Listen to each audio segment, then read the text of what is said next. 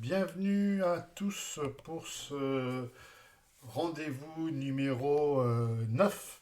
Nous allons aujourd'hui, dans cette dernière séance, parler d'un sujet qui va rassembler toutes les notions que nous avons vues jusqu'à présent et qui sont nombreuses et qui concernent la communication digitale, le marketing digital, le IMC, Integrated Marketing and Communication. C'est une notion qui explique que le marketing et la communication sont tellement étroitement liés qu'il est inutile d'en faire deux matières distinctes. Elles sont intimement liées. Elles sont aussi intimement liées aux ventes, aux sales.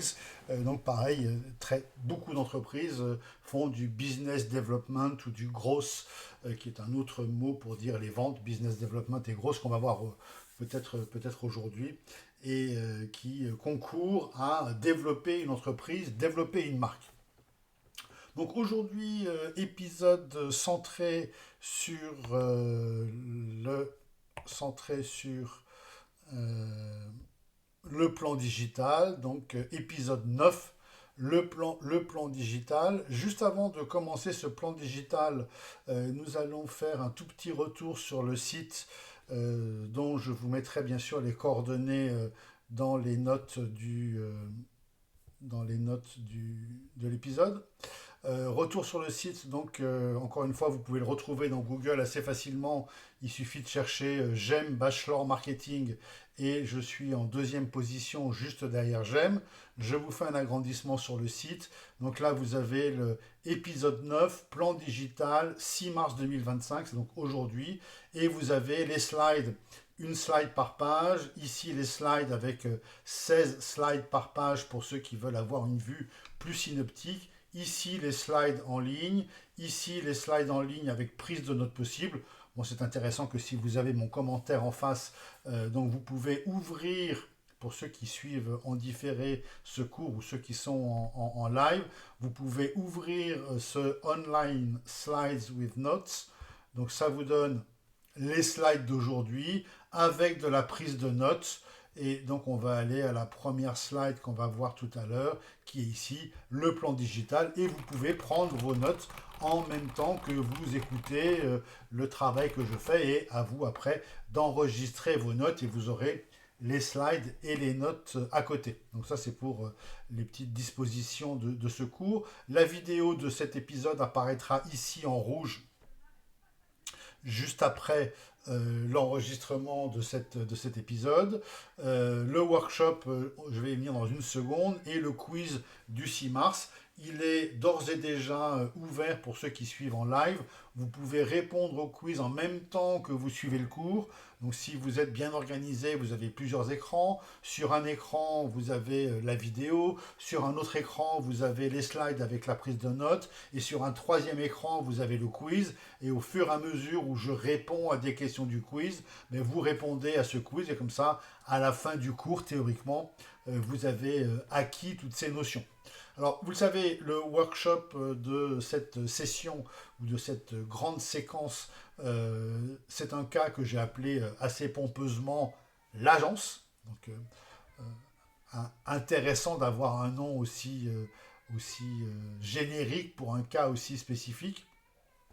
Et vous trouverez toutes les informations sur ce cas, toujours sur le même site que vous avez en note de vidéo. Et c'est le cas numéro 34.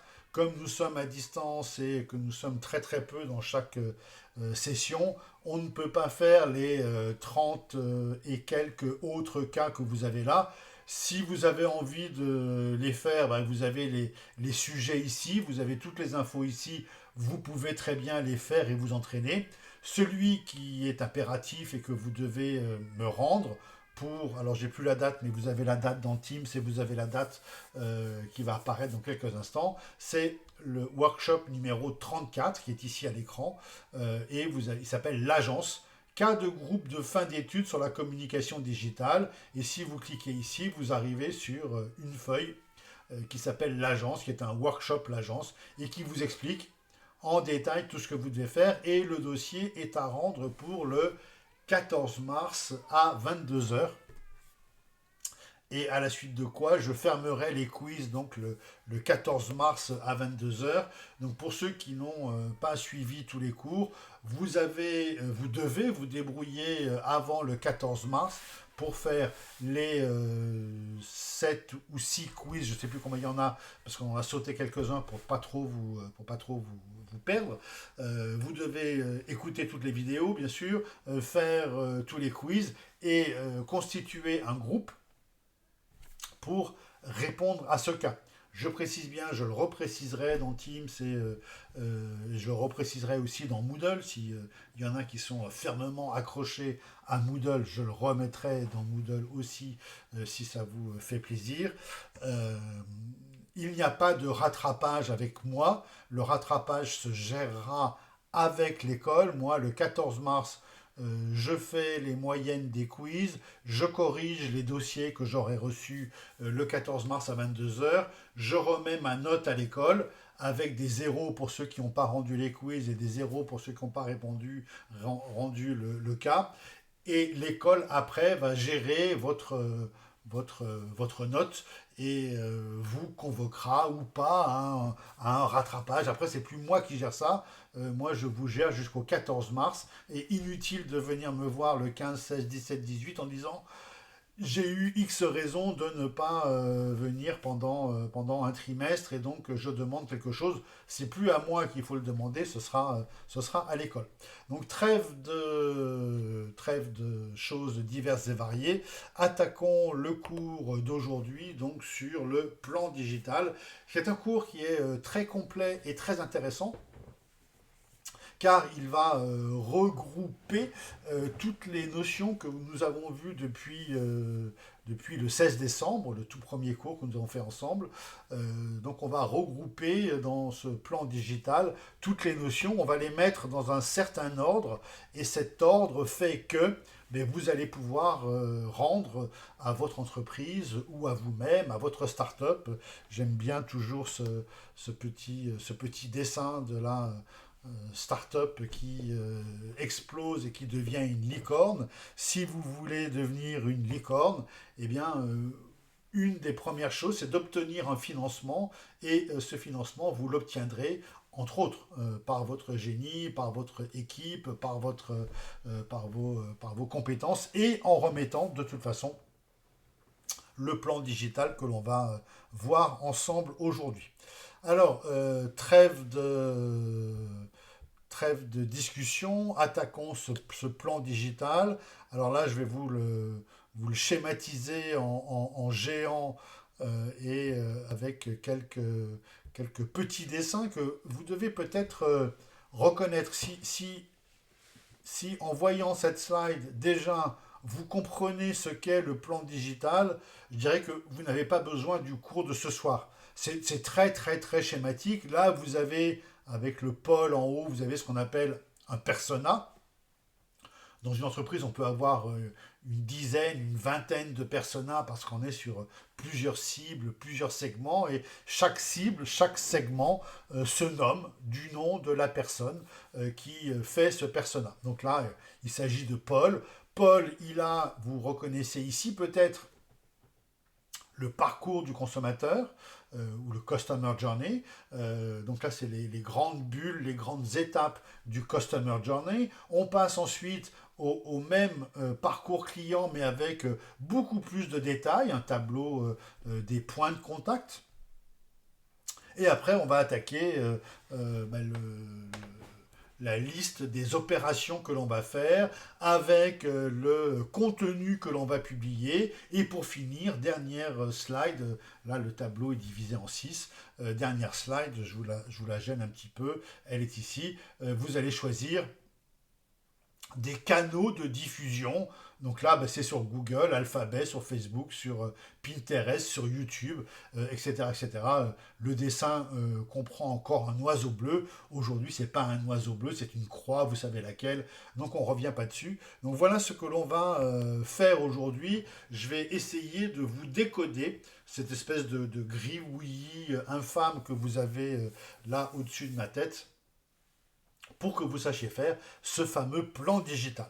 Donc, avant de se lancer dans le plan digital, bien sûr, il y a des prérequis. Ces prérequis, de manière extrêmement simple, ces prérequis sont assez nombreux, mais c'est le cours que nous avons fait ensemble. Je les cite rien que pour vous faire un petit peu de rappel. Les fameux trois piliers du digital, les fameux personas, on va le revoir aujourd'hui, les empathy maps, les cartes d'empathie, le ICP, Ideal Customer Profile, le parcours client, les points de contact, les UX, User Experience, le NPS, Net Promoter Score, le prototypage, les propositions de valeur, le calendrier de contenu, les canaux de communication, bien sûr, le budget, le fameux, et pour finir, le fameux AAARRR, le Sales Funnel. Et encore une fois, s'il y a des choses qu'on n'a pas vues là-dedans, on va justement les revoir ce soir. Alors, attaquons tout de suite le sommaire de ce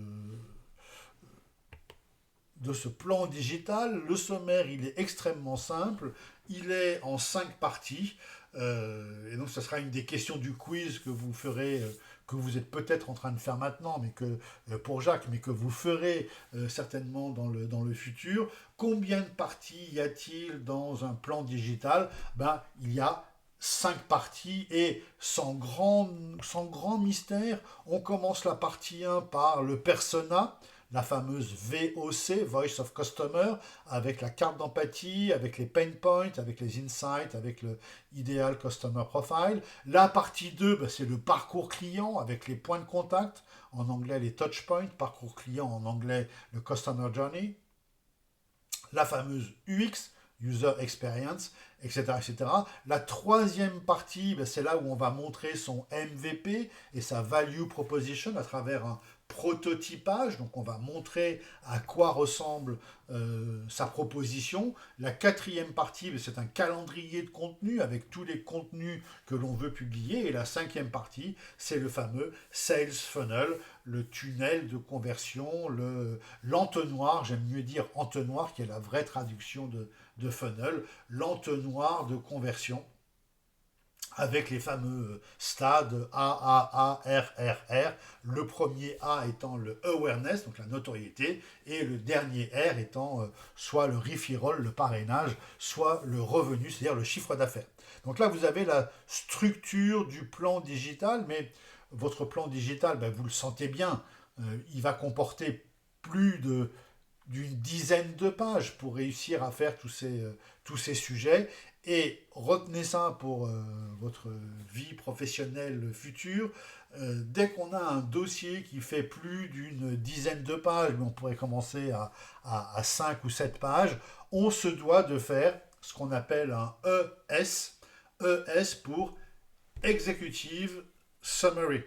Donc un Executive Summary, c'est la première page avec non pas une introduction, non pas un teaser de ce qui va se dire par la suite, mais le réel condensé de tout le dossier. C'est-à-dire que si votre dossier conclut par et on va gagner 1 million par mois de revenus récurrents et on va avoir 1 million de consommateurs et on va avoir besoin d'employer tel et tel moyen et on va avoir besoin de telle et telle recherche pour lancer notre produit, toutes ces choses importantes sont contenues dans le ES, Executive Summary. Et comme son nom l'indique, Executive, c'est ce que va lire le CEO, Chief Executive Officer, c'est ce que va lire le CEO. Il ne va pas lire vos 10 pages, 15 pages, 20 pages. Il va lire le ES. Dans le ES, il y a marqué combien on gagne, combien ça coûte, qu'est-ce qu'on fait, qui on touche et quel est notre positionnement, notre proposition de valeur. Et par rapport à ça, il va juger c'est un bon dossier, c'est un mauvais dossier. Et après, les spécialistes vont aller étudier la globalité de vos pages, mais il est clair que le CEO ne va pas avoir le temps de lire vos 10 pages. Donc retenez ça. Tout document, allez, je vous donne une limite à 6 pages. Tout document de plus de 6 pages commence par un ES, Executive Summary, qui fait entre 200 et 500 mots, quelque chose comme ça, et qui va pouvoir être lu comme résumé du dossier. Donc c'est ni une intro, ni un teaser, ni, pour ceux qui connaissent le terme IS, Income Statement.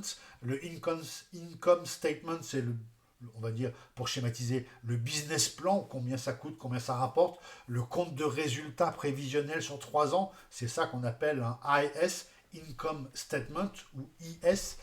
Donc attention avec l'anglais et le français, IS n'est pas la... Enfin, en français, ES et IS, on voit bien la différence, mais si on commence à mélanger l'anglais et le français, le IS et le IS sont différents, mais vous avez compris la nuance du E et du I qui peuvent parfois être confusantes. Donc ne confondez pas ES, Executive Summary, avec une intro, avec un teaser ou avec un income statement. Le income statement étant très proche d'un fichier Excel de business plan pour dire les choses assez rapidement. Donc, retenez cette chose-là et ça fera partie du quiz. Tout dossier de plus de 6 pages commence par un executive summary qui résume les 6 pages. Et c'est extrêmement important. Donc là, vous avez une réponse pour le quiz. Première partie, à tout seigneur, tout honneur, bien sûr, première partie, le client, le fameux mot de Jeff Bezos pour Amazon, Customer Obsession. Bien, la première partie, c'est à qui on vend. La fameuse VOC, Voice of Customer. Vous n'investirez jamais aussi bien votre temps qu'en allant passer une demi-journée par mois. Écoutez-moi bien, c'est hyper important pour votre carrière. Vous n'investirez jamais aussi bien votre temps qu'en allant passer une demi-journée par mois. C'est pas grand-chose, une demi-journée par mois avec vos utilisateurs, avec vos clients, avec vos distributeurs. Quel que soit votre poste, que vous soyez aux ventes, que vous soyez même à la finance, que vous soyez au RH, encore plus au marketing, à la communication, dites-vous que toute votre vie professionnelle, vous vous consacrez une demi-journée par mois à la passer, soit au téléphone, soit en visio, encore mieux en présentiel, avec un client. Alors attention, hein, il y a plein de prérogatives à prendre, on ne va pas les développer ici. Passons rapidement, mais cette première partie du plan digital, c'est bien la VOC, Voice of Customer, et le persona et la partie client.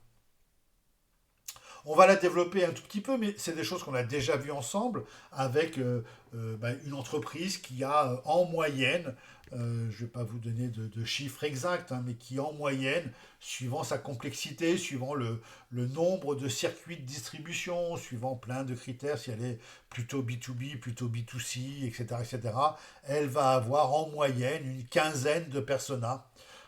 Ça peut descendre jusqu'à une douzaine pour une entreprise qui est vraiment très très très concentrée dans le domaine, et puis ça peut monter jusqu'à 22, 23, 25 pour une boîte qui a vraiment une grande diversité de clientèle, notamment B2B, B2C, donc des distributeurs, des importateurs, des influenceurs, des égéries, dans votre milieu bien sûr, des sportifs, et puis des testeurs, et puis des magasins qui vendent nos produits, donc tout ça.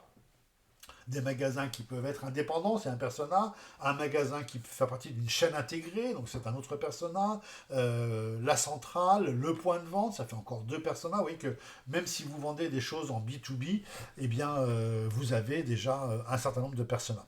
Donc, autre question qui fera partie du quiz, voilà une fiche persona, on a déjà vu ensemble, donc on ne va pas la revoir, je rappelle simplement, puisque ça fait partie du quiz de cette partie-là. Les deux parties essentielles d'une fiche persona sont les parties qui sont ici, là, sous ma souris, en plein milieu, sont les problèmes, les attentes, les besoins, les pain points, les insatisfactions, les rêves, les souhaits, la quête, appelez ça comme vous voulez. Qu'est-ce que mon persona recherche ou quel est son problème. On a déjà vu le terme de problème, il est extrêmement riche extrêmement important de suivre les problèmes. Et le deuxième point important, c'est ici les canaux de distribution, les canaux de contact de mon persona. Est-ce que mon persona, il est plutôt sur Facebook, plus de 50 ans, plutôt sur Messenger, 35 ans, sur Instagram, 35, 30, 40 ans, sur WhatsApp, ils sont tous sur WhatsApp, alors petit message sur WhatsApp dans une seconde, plutôt sur X pour les fidèles à Twitter, ils seront restés sur X. Ils sont plutôt joignables par mail, sur LinkedIn, sur... alors vous connaissez tous ces logos, hein, sur YouTube qui vient de changer de logo, il est un tout petit peu moins rouge, ou sur Teams, c'est aussi possible. Et puis après, il y a des choses plus ésotériques comme WeChat, Telegram, Reddit, Skype qui n'existe plus, il faut enlever ce petit mot. Microsoft vient d'enterrer Skype qu'ils avaient acheté en 2011 pour 8 milliards. C'est une boîte de l'Estonie qui venait de la ville de Tallinn. Eh bien, RIP Skype, Skype n'existe plus, donc on peut le barrer d'ici. Et bien sûr, Microsoft l'a habilement, je dis habilement avec une pointe de sourire, l'a habilement remplacé par Teams. Donc voilà l'idée du persona. Bien sûr, il y a d'autres choses sur le persona. Je ne vais pas passer mon temps dessus. Il y a toujours un prénom, jamais un nom de famille, une espèce de photo qu'on aura récupérée gratuitement à droite à gauche, une citation, une bio, un CV, des petits indicateurs si on veut, mais encore une fois, et c'est la question du quiz, les deux choses les plus importantes sont les problèmes et les canaux sur lesquels on peut joindre la personne. Et vous avez différents modèles. Je vous laisse choisir votre modèle. Ça, c'est mon modèle. C'est celui que je préfère puisque c'est le mien. Mais tous les modèles sont bons. Si vous avez un autre template, un autre modèle de persona, tout est bon. Il n'y a pas de mauvais modèle. Pourvu que il y ait ces deux points principaux. Un, quels sont les problèmes du persona, quelles sont ses attentes, ses points de frustration, ses pain points, ses difficultés, ses rêves, ses aspirations, voilà, qu'est-ce qu'il cherche. Et deuxièmement, les canaux à travers lesquels on va pouvoir joindre le persona. Si on est un peu sec pour la connaissance de son persona, bien sûr, l'IA va pouvoir nous aider grandement et avec un outil qui est très connu, qui est la carte d'empathie. Et cette carte d'empathie, elle permet de dépasser ce qu'on entend habituellement.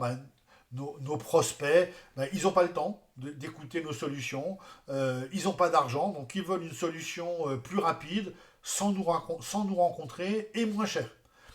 Alors bien sûr, si on dit ça, on a tout dit, et vous le sentez bien, hein, on n'a rien dit. Un commercial qui reviendrait tous les lundis matins en disant j'ai passé plein d'appels téléphoniques, mais les gens n'ont pas le temps de me parler au téléphone, et les clients que j'ai appelés, ils veulent moins cher, plus vite,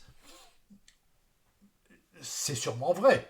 Mais si on ne va pas au-delà de ça, on ne bâtit pas une politique, on ne bâtit pas une stratégie. Donc pour aller au-delà de un persona qui dirait je ne connais pas, j'ai pas envie d'utiliser, il faut aller vers ce qu'on appelle la carte d'empathie avec différentes zones. Je ne vais pas les détailler ce soir, mais ces zones sont qu'est-ce qu'il pense, qu'est-ce qu'il voit, qu'est-ce qu'il entend, qu'est-ce qu'il fait en réalité.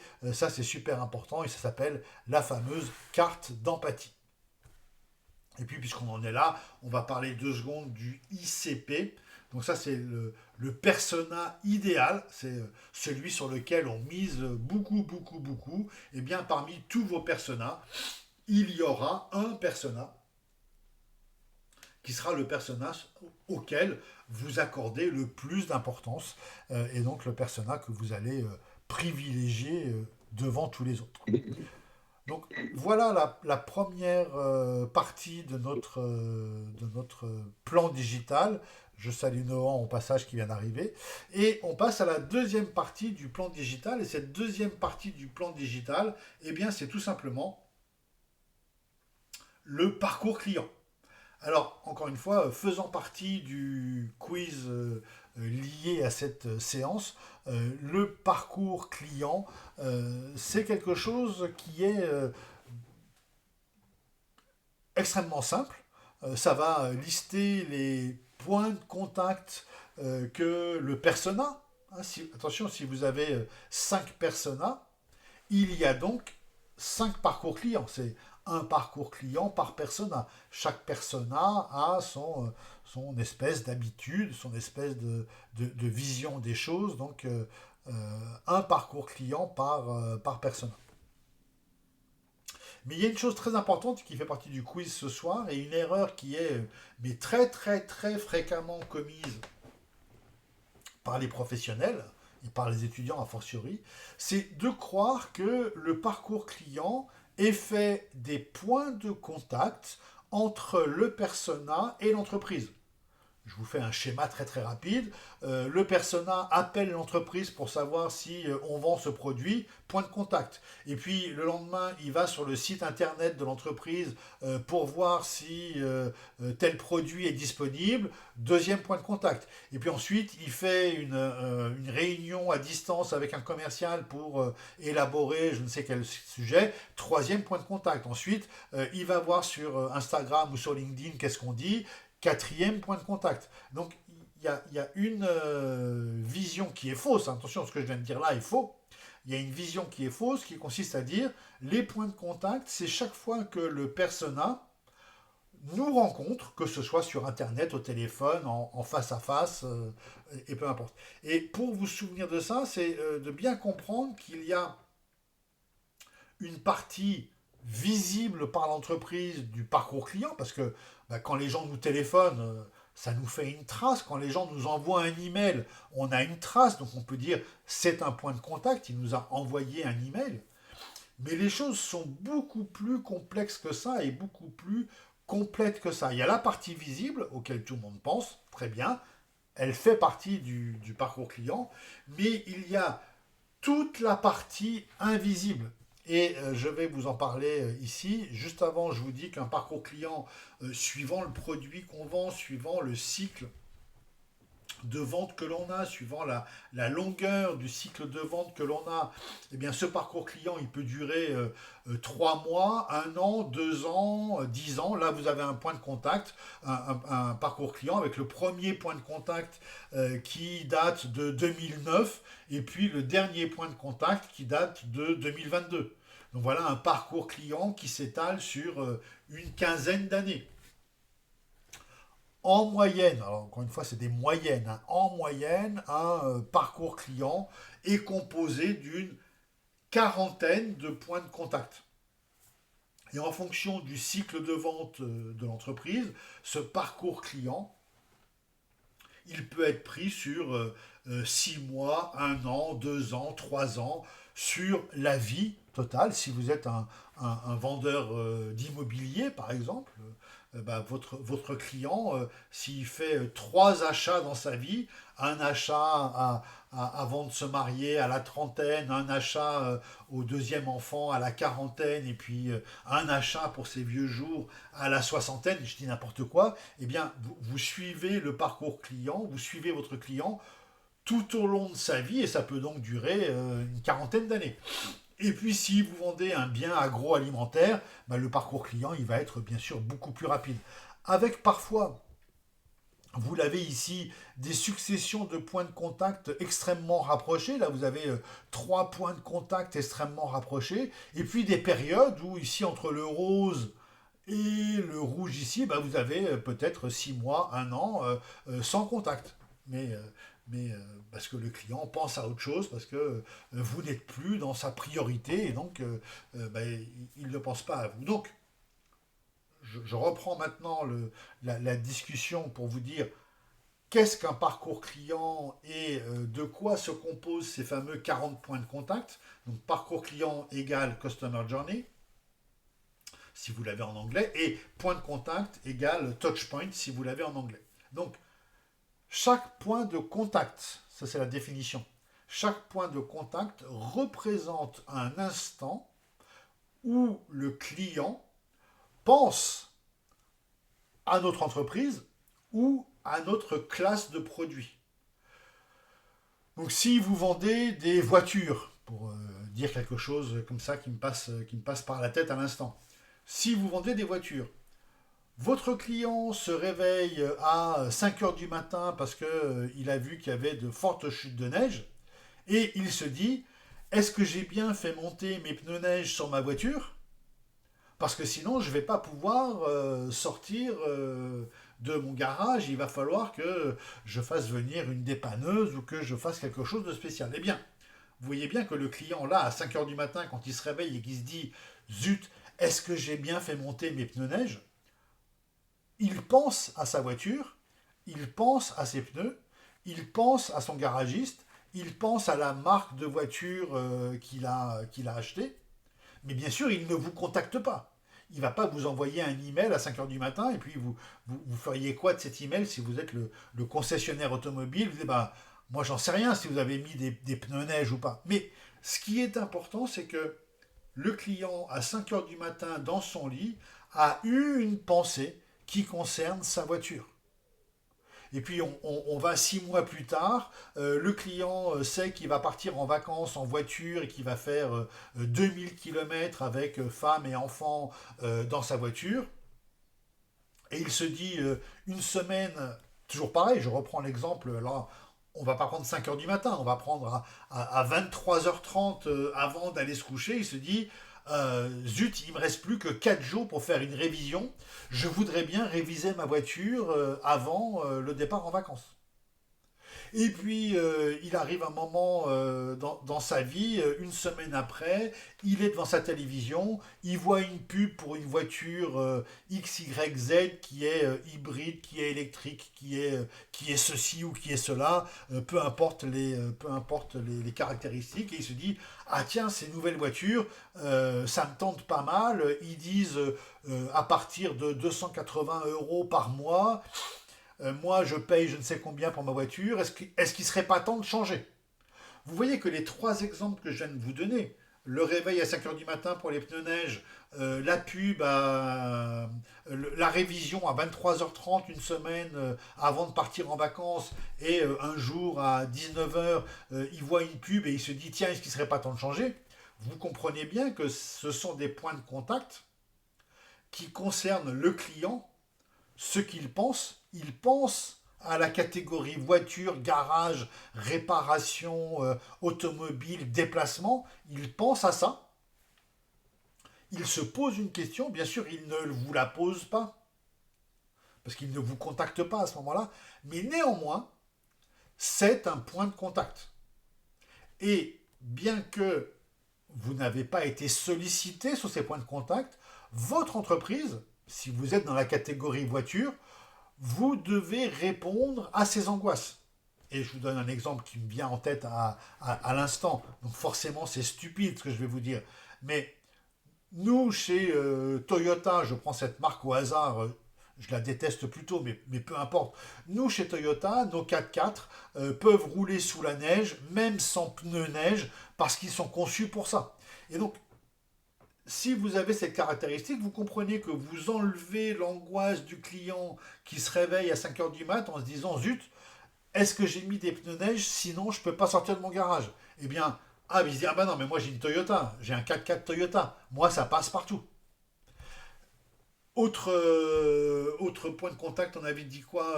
Révision, etc.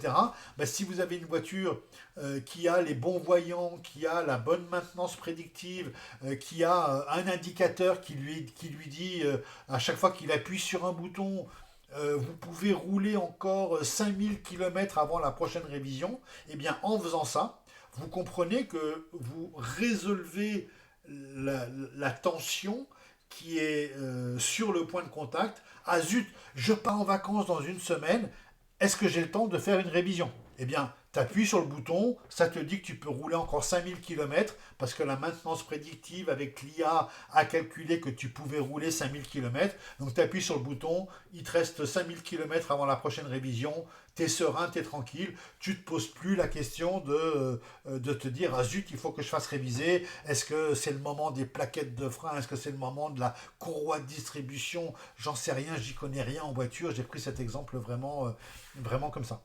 Donc vous voyez, les points de contact, ce sont toutes les interactions que l'entreprise voit ou que l'entreprise ne voit pas. Et ça, c'est super, super intéressant et important. Et donc, vous avez là la quarantaine de points de contact dans la lifetime value, la LTV du client, puisque vous savez qu'on parle de lifetime value. Eh bien, dans cette lifetime value, ces 40 points de contact, eh bien, on va les résumer comme ça, sous forme de phylactères. Les phylactères, c'est les bulles de bande dessinée. On va dire, ici, on va marquer point de contact numéro 1. On met un 1 ici, on dit voilà, blablabla, le client fait ceci, fait cela. Point de contact numéro 2, blablabla, le client fait ceci, cela, etc. etc. Et on continue, puis là, il y en a 9, 10. On rajoute deux slides pour faire si on veut faire en entier, hein, les 40 points de contact. Et je répète, hein, et si vous avez 10 personas, mais vous avez donc 10 parcours utilisateurs. Certains points de contact peuvent être bien sûr communs entre deux utilisateurs. Mais on va les répéter, d'où l'utilisation de logiciels. C'est quand même plus facile de faire des copier-coller que de dire point de contact 28, il est partagé par le persona numéro 1 et le numéro 5. C'est beaucoup plus rapide de faire comme ça. Donc on a ce parcours utilisateur, là je l'ai mis sur 24 heures par exemple. Voilà ce qui se passe à 7 heures du matin. On a 7 heures du matin, 8 heures, 9 heures, 12 heures, 14 heures, 16 heures, jusqu'à 23 heures. Donc voilà un parcours client sur une journée. Pourquoi pas, on peut le faire sur un mois, on peut le faire sur un an, on le fait sur un petit peu ce qu'on veut. Donc le voilà, le même parcours client, on ne va pas s'éterniser dessus, hein, sur 15 jours. On a le jour 1, 2, 3, 4, 5, 6, 7, et puis après on passe 9, 10, 11, et puis après, slide suivante, 12, 13, 14, 15. Donc ça, c'est le parcours client avec juste, si vous le comprenez bien, les titres des points de contact. Le client se réveille à 5 heures du matin, il se demande s'il a des pneus neige parce que sinon il ne peut pas sortir de son garage. Voilà. Et ça l'inquiète. Et maintenant qu'on a ce point de contact-là, on va le détailler dans ce tableau que je vous agrandis immédiatement et que je vous simplifie avec un plus simple. C'est les deux mêmes tableaux, celui-là est un petit peu plus simple. Donc le point de contact numéro 1 ici, qui correspond à cette bulle numéro 1 ici, le 1 qui est ici, blablabla, qu'on a mis ici, il va se retrouver ici, dans le 1 ici. Quel est le canal? Que fait le client? Que fait la marque? Bien souvent, c'est rien, parce qu'on n'est pas au courant, tout simplement. Hein. On peut pas inventer, on ne peut pas s'inventer une vie. Si le client se réveille dans la nuit et pense à nous, très bien, mais la marque, elle fait rien, parce que dans la nuit, elle est pas capable de faire grand-chose. Est-ce que sur ce point de contact, le client, il est content, pas content, ok, pas ok? Là, par exemple, dans le cadre de mes pneus neige, là, il se fait du souci. Il se dit, zut, j'ai pas les bons pneus, etc. Quel est le décalage avec ce qu'il aurait souhaité? Vous avez une petite idée. Et maintenant, quelle solution vous apportez pour faire en sorte que ce point de contact soit, alors je vous montre la slide suivante, mais vous la devinez, soit une bonne expérience client.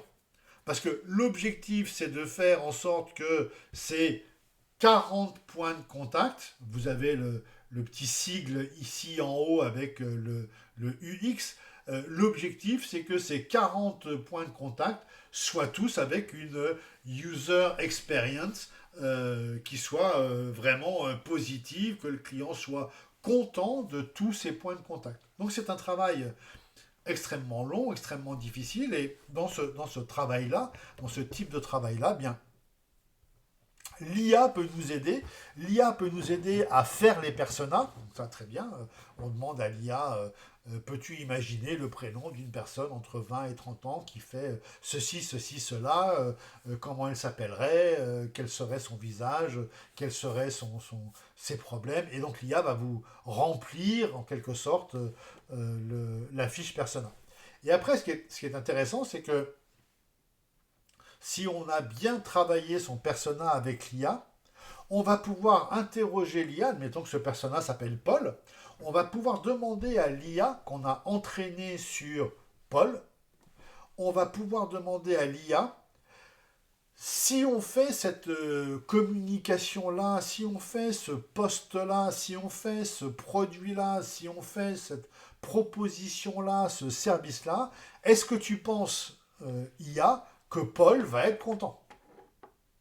Et donc ça, c'est un vrai plus des LLM, c'est qu'on peut les entraîner sur nos personas et demander en fonction des produits qu'on va lancer, voilà, on va lancer ce produit à tel prix qui fait telle chose, est-ce que tu penses que Paul va être heureux avec ce produit? Et on fait un mini, alors bien sûr, ça ne remplacera jamais la rencontre avec le vrai client, c'est évident. Mais ça nous permet de tester des premières idées et d'avoir des premiers faux retours clients, mais qui sont quand même circonstanciés et intéressants. Donc là, c'était le deuxième point de notre parcours client. Passons au troisième point qu'on a peut-être moins vu ensemble, c'est le prototypage d'un MVP ou d'un POC, POC Proof of Concept, et c'est la fabrication de notre fameuse value proposition. Donc c'est le principe de ce point-là. Alors déjà, ce qu'est un MVP, c'est un Minimum Viable Product. Donc c'est un produit qui n'est pas le produit fini, hein, qui est une petite partie du produit fini sur une fonctionnalité, sur une partie de ce qu'il fera au total. Mais ce qui est important, c'est qu'on peut mettre ce MVP dans les mains des utilisateurs pour leur demander ce qu'ils en pensent. Et puis, juste avant le MVP, on a un autre outil qui s'appelle le POC. POC pour Proof of Concept. Un POC, c'est donc une description de ce que l'on va faire. Donc le POC, c'est une vision conceptuelle, une notion de ce que l'on va faire qui tient sur un bout de papier. Et si on faisait un produit qui fait ça, ça et ça, comme ça, comme ça, comme ça, donc là, c'est un bout de papier qui décrit le produit. Donc c'est ce qu'on appelle un POC, Proof of Concept, avec peut-être un petit film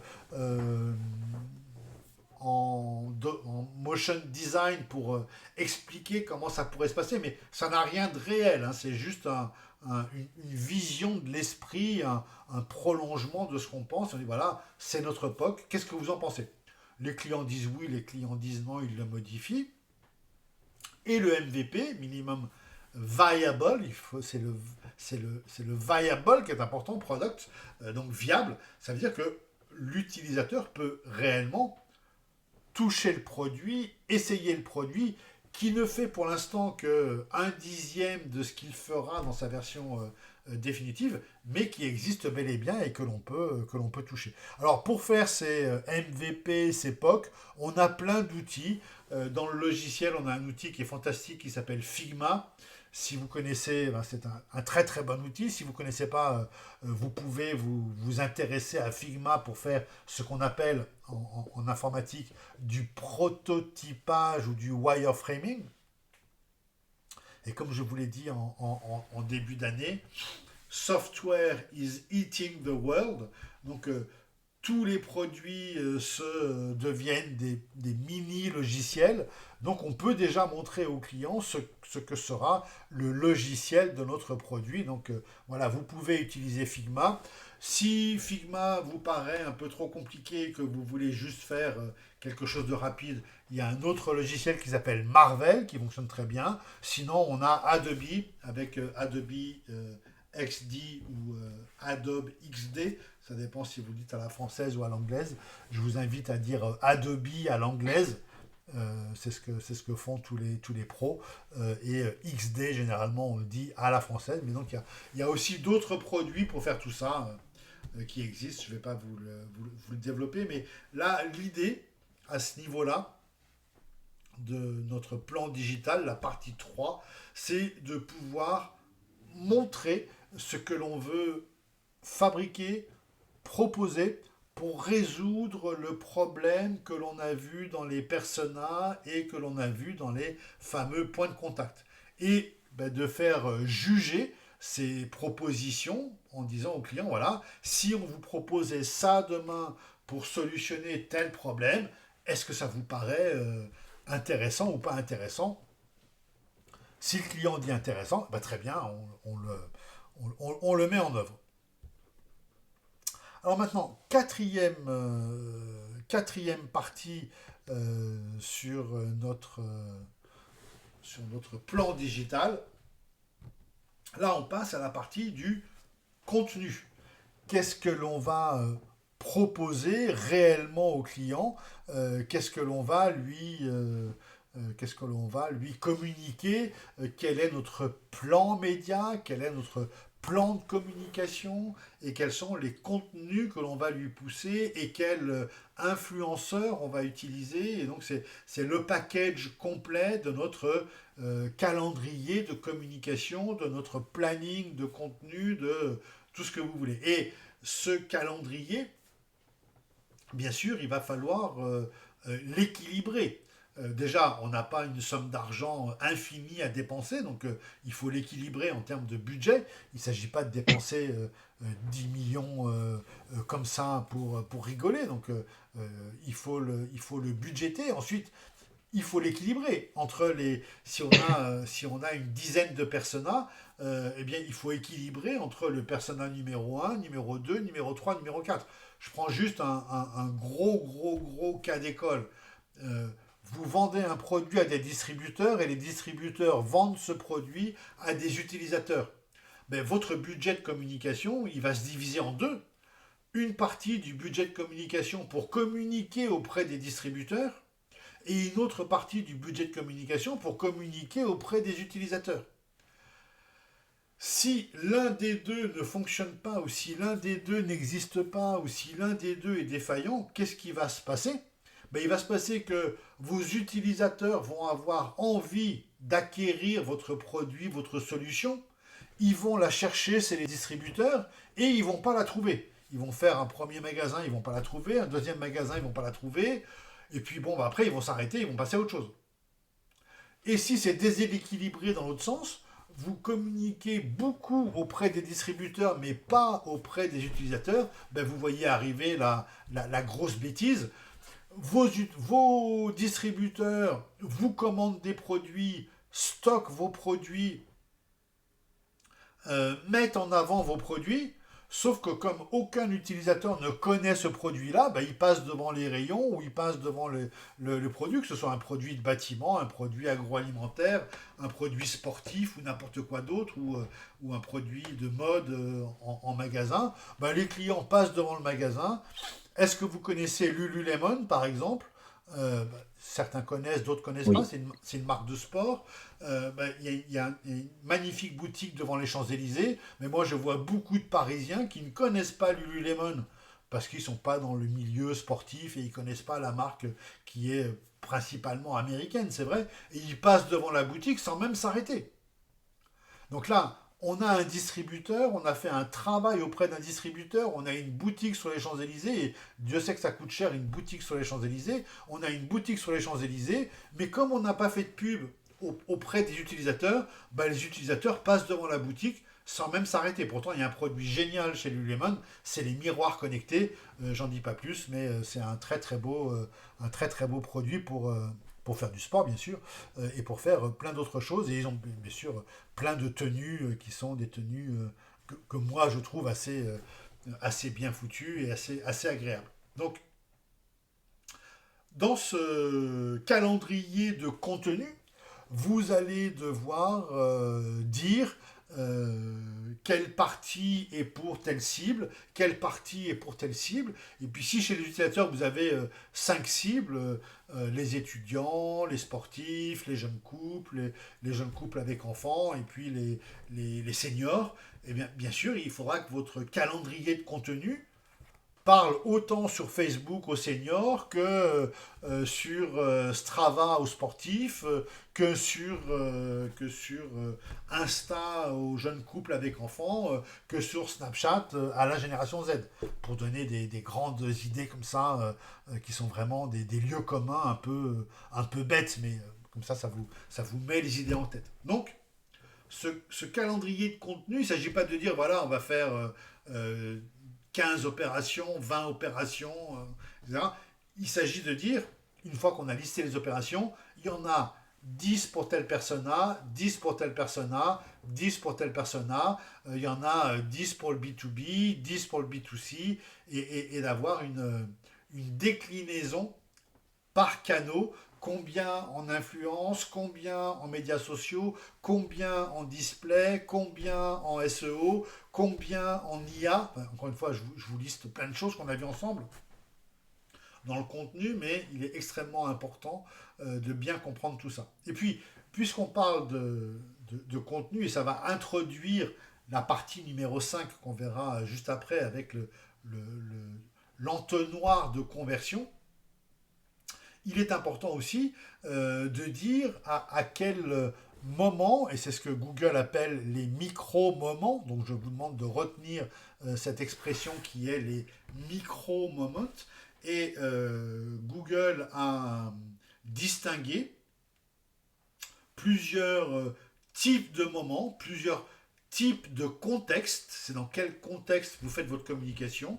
Est-ce que c'est dans un contexte d'un utilisateur, d'un persona qui veut savoir quelque chose, qu'on appelle les I want to know moments.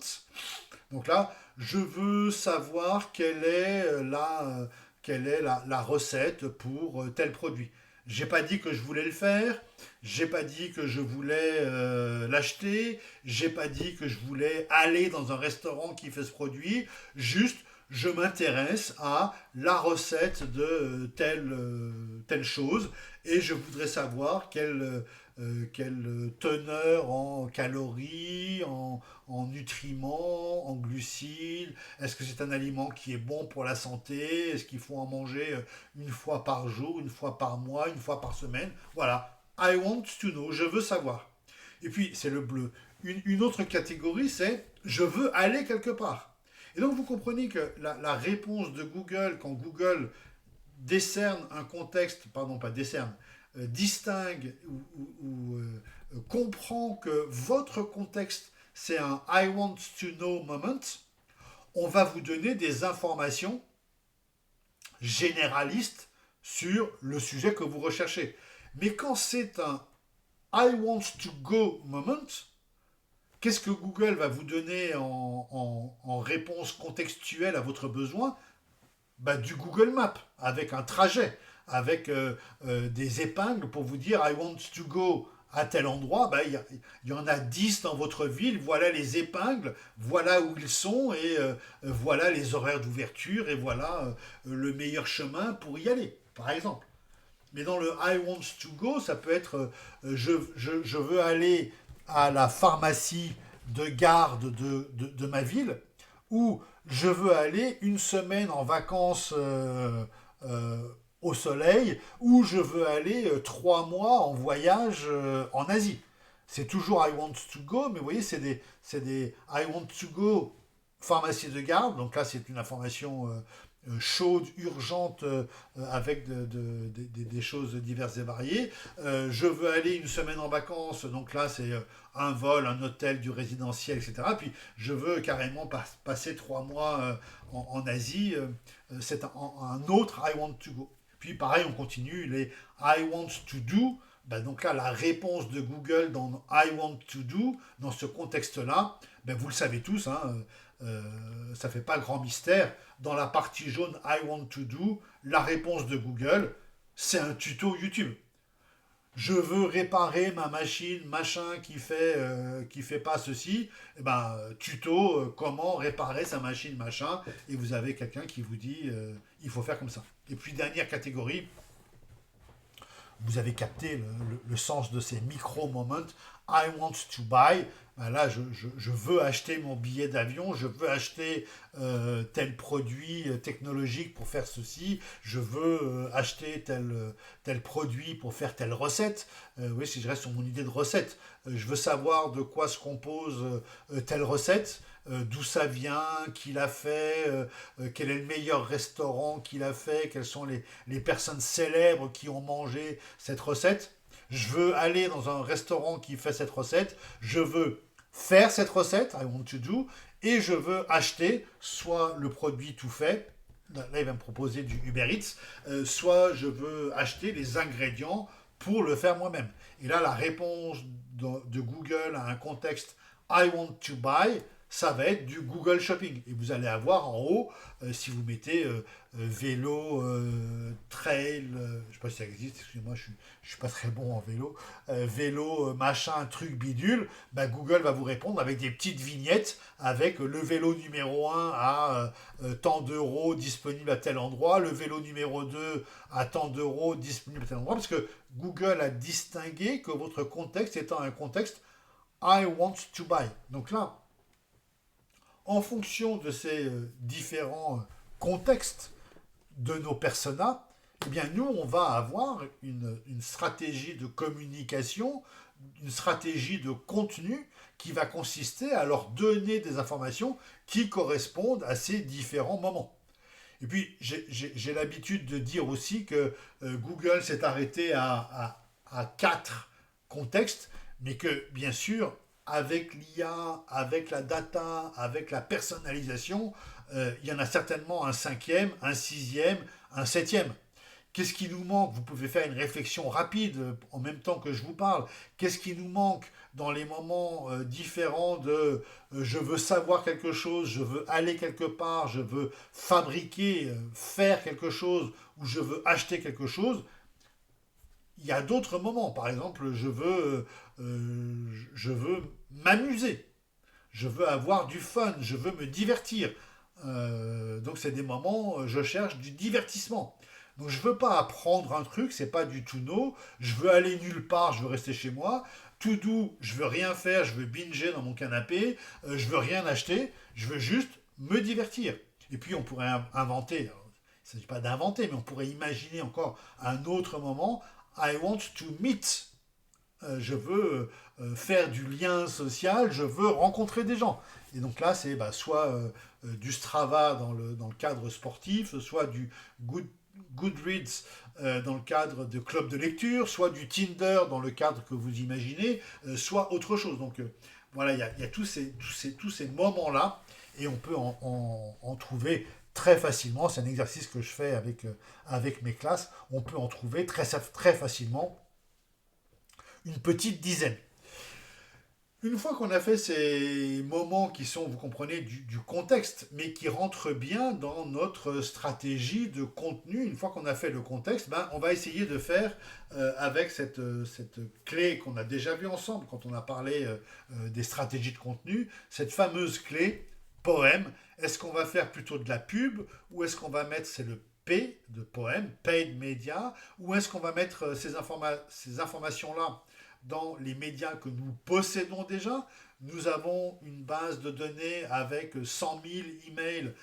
Nous avons une page LinkedIn avec 20 000 followers. Nous avons une chaîne YouTube avec 37 000 abonnés. Bah ça, c'est ce qu'on possède. On le own. Excusez-moi, c'est de l'anglais, hein, mais on possède ces médias, on les a travaillés, on les a fait grossir dans le temps, donc on les possède, et donc, puisqu'on les possède, on peut y mettre ce qu'on veut.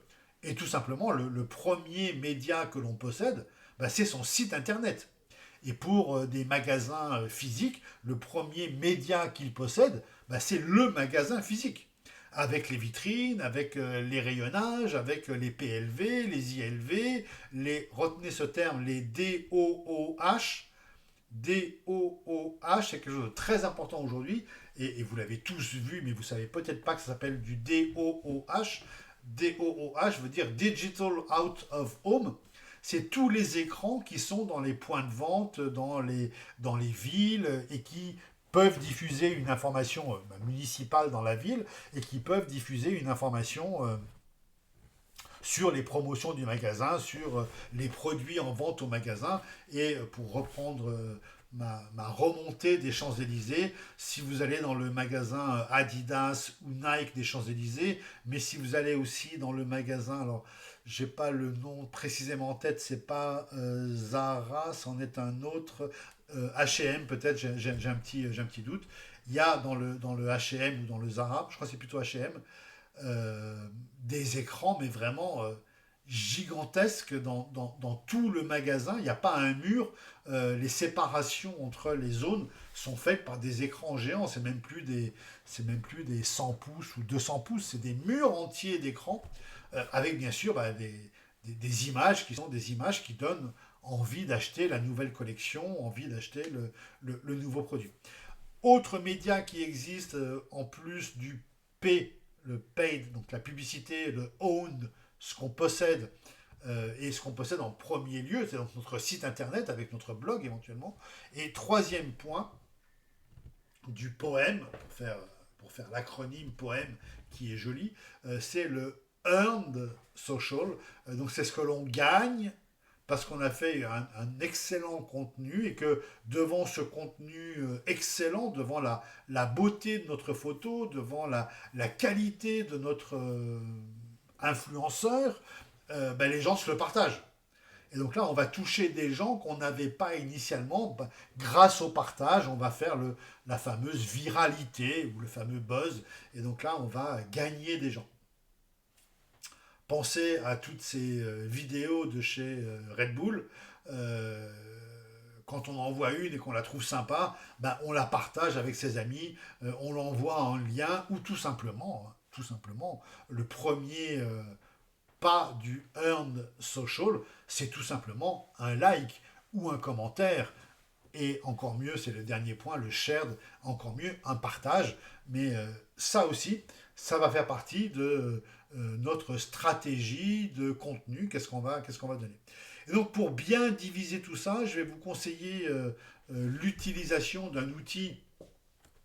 Encore une fois, je ne vais pas vous le détailler, hein, mais si je peux vous conseiller l'utilisation de trois outils, dont un que vous connaissez déjà, et le troisième va vous étonner. Ça, c'est pour faire une espèce de liste que vous avez l'habitude de voir dans les sites malveillants. Donc le premier outil que vous utilisez déjà, c'est Canva. C'est un nouvel outil. Maintenant, il a quelques années, mais pour certaines entreprises, ça reste un nouvel outil. Ils sont bloqués dans PowerPoint pour les plus ringards et pour les plus avancés, ils sont bloqués dans Illustrator et ils savent faire que ça ou dans Photoshop. Et dès qu'on leur montre Canva, bah, tout d'un coup, soit ils ont le droit, soit ils n'ont pas le droit de l'utiliser. Mais vous qui l'utilisez, je sais que en majorité, vous l'utilisez déjà. C'est vrai que ça change beaucoup d'un PowerPoint simple ou que ça change beaucoup d'un PowerPoint, d'un Illustrator ou d'un autre logiciel de dessin. Donc, premier outil Canva. Deuxième outil, bah, celui que je vous présente là qui s'appelle Airtable. Alors, pour faire simple, hein, Airtable, c'est tout simplement ce que Canva est à PowerPoint. Eh bien, Airtable est à Excel. J'ai mal fait ma phrase, mais vous avez compris le comparatif. Ce que Canva est pour PowerPoint, Airtable l'est pour Excel. C'est-à-dire c'est un peu comme Excel, tout comme Canva, c'est un peu comme PowerPoint, mais avec une puissance d'outils, avec une facilité d'utilisation absolument dingue. Eh bien, Airtable, c'est le nouvel Excel avec des capacités qui sont absolument infinies dans la version payante, mais même dans la version gratuite, il y a déjà beaucoup de choses qui sont possibles, notamment des connexions, notamment du partage, et surtout, ce que je vais vous montrer là en grand, surtout, quand vous avez inscrit tous vos contenus dans une grille, parce que la base de Airtable, c'est comme Excel, c'est une grille avec des colonnes et des lignes, hein, donc des cases. Donc on met des dates dans des cases, on met ce qu'on va faire de l'Instagram, du Facebook, du YouTube, du TikTok, etc. On met tout ça dans un Excel, hein. Disons-le simplement, on le met dans Excel. Et ensuite, la magie de Airtable, c'est qu'on appuie sur une touche et on se retrouve avec un calendrier parfait avec toutes les actions à la bonne date, attribuées à la bonne personne, avec une galerie, avec une liste, avec un tableau Kanban, enfin bon, avec plein de choses. Kanban, si vous ne savez pas ce que c'est tout simplement du Trello. Alors peut-être que vous connaissez Trello, parce que ça a été pas mal utilisé, ça a été racheté par Altacian, qui a aussi la suite Jira, donc qui fait plein de choses dans l'agilité. Très très belle société. Mais bon, produit un peu niche, on va dire, Trello et Jira, alors que Airtable, c'est vraiment l'outil qui vous permet de faire plein de choses. Et, dans Airtable, vous avez directement un Kanban pour faire tout simplement une to-do list comme vous la faites dans Trello. Et le troisième outil que je vous conseille très vivement d'utiliser et éventuellement de vous former dessus, c'est Notion, qui est le remplacement de Word et qui permet aussi de faire des choses absolument dinguissimes et qui sont très utiles. Et puis si vous êtes vraiment chaud pour un quatrième outil, je vous en ai parlé tout à l'heure, celui-là est très simple, c'est Marvel, ça permet de faire du prototypage, du wireframing, c'est extrêmement utile. Et pour les plus chauds d'entre vous, essayez directement Figma. Figma étant l'outil qu'utilisent aujourd'hui tous les professionnels du design, tous les professionnels du UX, tous les gens qui font du logiciel ou des applications ou du UX utilisent Figma. Donc pourquoi pas vous lancer dans Figma. C'est un tout petit peu plus technique que Marvel, mais pour faire du prototypage, pour faire des maquettes, c'est quelque chose qui est absolument génial. Donc voilà une petite liste de, de cadeaux. Ce ne sont pas des cadeaux, une petite liste de choses à faire. Là, vous avez un exemple que je vous agrandis, un exemple de Airtable, et vous avez là sur le côté, vous pouvez travailler comme dans Excel sous une grille, la grille Excel de base, mais cette grille Excel, vous le voyez, se transforme en calendrier, en galerie, en Kanban, en liste, et même en formulaire. C'est-à-dire que si vous faites si vous travaillez à deux ou trois, il y a une personne qui peut avoir un formulaire et ce formulaire lui permet de rentrer des nouveaux événements ou de rentrer de nouvelles informations. En fait, je ne vais pas vous l'expliquer ici parce que ce serait beaucoup trop long à faire maintenant, mais c'est un outil qui est extrêmement puissant et qui peut vous rendre des services immenses. Donc attaquons maintenant la dernière partie de notre plan digital, la partie 5 avec les data, le sales funnel, donc l'entonnoir des ventes, le fameux AAARRR, la lifetime value et tout ce qui est du domaine donc de la data. Je vous rappelle que dans le monde digital dans lequel nous sommes, dès qu'on fait une opération digitale, il y a forcément de la data qui est associée à cette opération digitale, data qu'il faut récupérer, qu'il faut analyser et dont il faut prendre la mesure pour entamer de nouvelles actions. Donc le sales funnel, c'est ce qu'on va voir là dans quelques instants. Retenez ces lettres un peu saugrenues, le AAARRR. Ça représente tout simplement un entonnoir avec les différentes étapes par lesquelles on passe. Donc on passe par du A de awareness, vous allez les voir, tac. On passe d'état en état pour remplir toutes ces choses-là. Alors, j'en viens tout de suite à la chose importante. La chose importante se situe ici. Pour passer d'un état à l'autre, donc de la notoriété à l'acquisition, de l'acquisition à l'activation, de l'activation au retour, du retour au referral, du referral au revenu, donc au chiffre d'affaires, referral parrainage.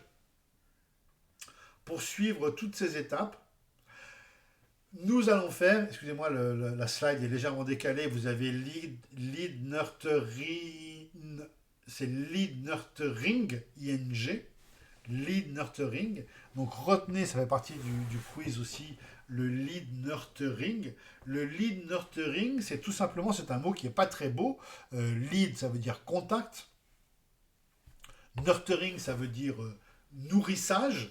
Et le lead nurturing, c'est tout simplement les actions de communication que vous destinez à votre persona pour le faire passer d'un état à l'autre.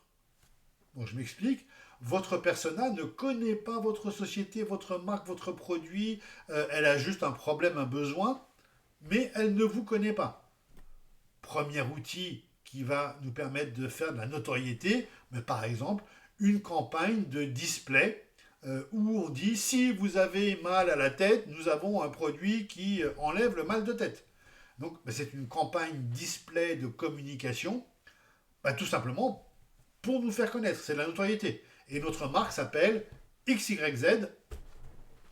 Et XYZ, c'est une marque du médicament. XYZALL, Xizol. Donc c'est un antihistaminique pour ceux qui connaissent. XYZALL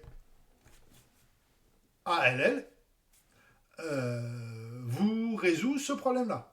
Donc on a fait l'étape de notoriété. Maintenant que l'étape de notoriété est faite, il faut que le premier A est rempli, il faut que la personne vienne sur notre site ou vienne sur notre application. Donc comment faire pour qu'ils viennent sur notre application? Là, ça va être du SEO Google pour que quand ils tapent mal de tête, Xizal arrive en premier. Et donc comme Xizal arrive en premier, alors c'est pas vraiment un antidouleur, mais bon, peu importe, vous comprenez l'exemple. Si Xizal arrive en premier, il dit ah tiens, j'ai déjà vu ça quelque part, je vais cliquer sur le site de Xizal. Hop, on a rempli le deuxième A qui est le A de activation. Le A de acquisition, excusez-moi. Deuxième A, acquisition. Troisième A, activation. Comment est-ce qu'on fait pour que la personne nous laisse ses coordonnées? Donc, on va faire quelque chose. Est-ce que vous voulez tester notre produit gratuitement pendant 3 jours pour voir s'il résout vos problèmes? Alors, c'est illégal de faire ça avec un médicament, ou avec de l'alcool ou avec des cigarettes en France. C'est possible avec des produits de beauté. Est-ce que vous voulez tester notre crème anti-rides pendant 3 jours? Nous donner votre avis afin que on puisse vous enregistrer.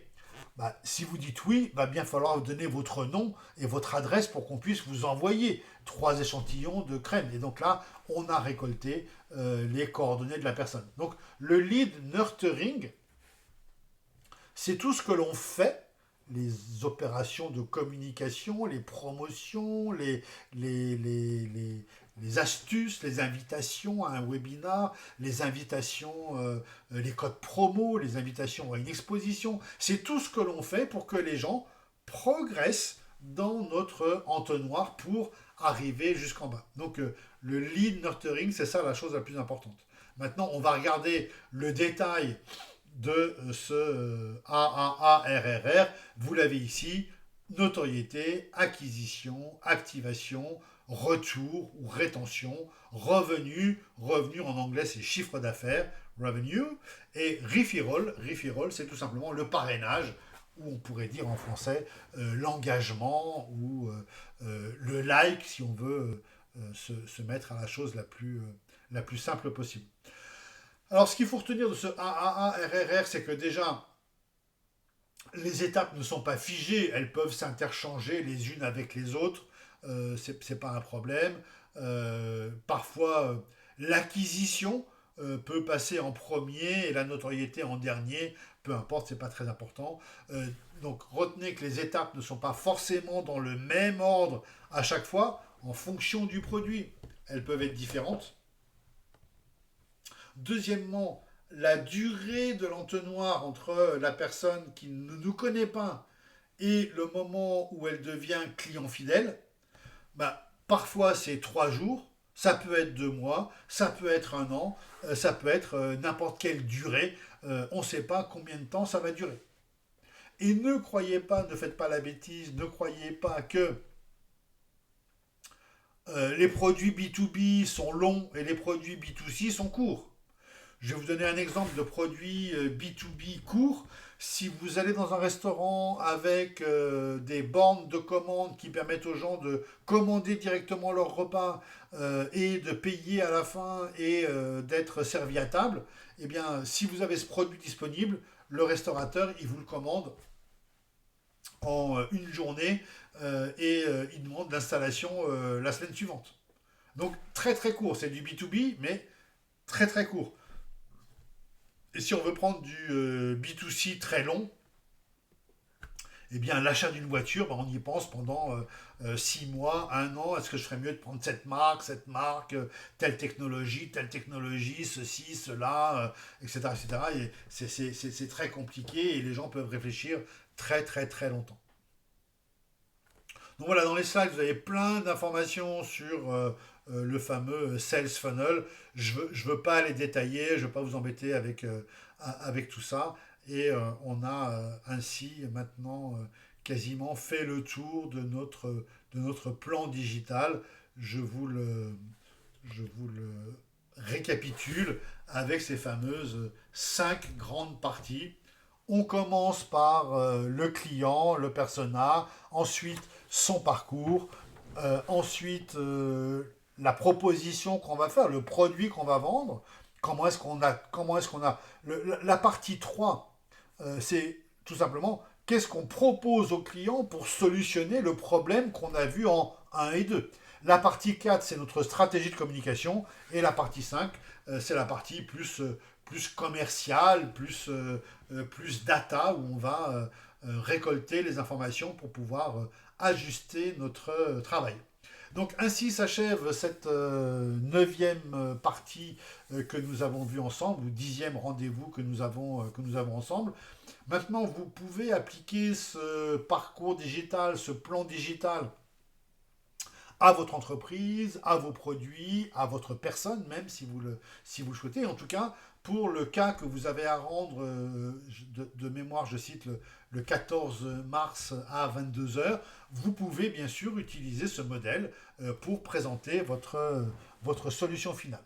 Donc bon courage à tous et puis je vous dis à très bientôt. Au revoir.